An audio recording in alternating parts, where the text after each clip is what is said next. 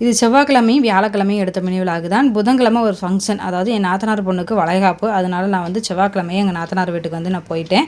அதுக்கு போகிறதுக்கு முன்னாடியே வீட்டில் கொஞ்சம் சமையல் வேலையெல்லாம் முடிச்சு வச்சுட்டு, ஏன்னா என் பையன் பொண்ணு எல்லாருமே இருக்காங்க, என் ஹஸ்பண்டுக்கு லஞ்சு கொடுத்து விடணுங்கிறக்காக காலையிலேயே பார்த்தீங்கன்னா லஞ்சு வந்து செஞ்சுக்கிட்டு இருந்தேன். செஞ்சு வச்சுட்டு போயிடலாம் அப்படின்னு சொல்லிட்டு இன்றைக்கி சாம்பார் தான் வச்சு சிம்பிளாக முட்டை கிரேவி வந்து பண்ணிவிட்டேன். முட்டை நான் தான் சாப்பிட மாட்டேன், பசங்க சாப்பிடுவாங்க. அதனால் அவங்களுக்கெல்லாம் முட்டை கிரேவி வச்சுட்டு, அப்புறம் ஒரு பப்பாளி பழம் இருந்தது, அதையும் கட் பண்ணி சாப்பிட்டு போயிடலாம்னு சொல்லிட்டு அதுதான் வந்து கட் பண்ணிக்கிட்டு இருந்தேன். ஒவ்வொரு பப்பாளி பழத்தில் பார்த்தீங்கன்னா விதை கம்மியாக இருக்கும், விதையே இல்லாமல் கூட இருக்கும். ஒவ்வொரு பப்பாளி பழத்தில் நிறைய விதை இருக்கும். இந்த பப்பாளி பழத்தில் நிறைய விதை இருந்தது. அதையும் கட் பண்ணி சாப்பிட்டு நான் வந்து கிளம்பிட்டேன். இது வந்து வியாழக்கிழமை எடுத்தது. புதன்கிழமை பார்த்தீங்கன்னா 20ஆம் தேதி, அதாவது மே 20 என்னோடய வெட்டிங் டேயும் கூட. அதனால் ஃபங்க்ஷனில் இருந்ததுனால கோயிலுக்கும் வேறு எங்கேயுமே போக முடியல. ஃபங்க்ஷனும் பார்த்தீங்கன்னா நல்லா வெளியே முடிஞ்சிருச்சு. அதுக்கப்புறம் அன்றைக்கி நைட்டு தான் நான் வீட்டுக்கே வந்தேன். அதனால் அன்றைக்கி ஒன்றுமே வீடியோ எடுக்க முடியல.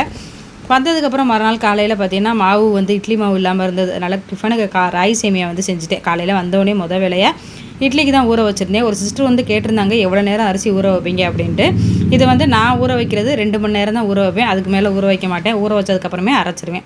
இட்லி மாவு வந்து 2 மணி நேரம் ஊறினாலே போதும். அதனால் நான் அந்தளவுக்கு தான் ஊற வைப்பேன். கொஞ்சம் ஸ்நாக்ஸ் வேணும்னு கேட்டதுனால காரப்பொரி செஞ்சு கொடுக்கலாம் அப்படின்னு சொல்லிட்டு பொரி கொஞ்சம் இருந்தது. சரி, அதை தான் வந்து பசங்களுக்கு வந்து ரெடி பண்ணி கொடுத்துடலாம், வீட்டில் ஸ்நாக்ஸ் இல்லைங்கிறனால அதை தான் வந்து ரெடி பண்ணி கொடுத்தேன். இன்றைக்கி டே இப்படி தான் போச்சு.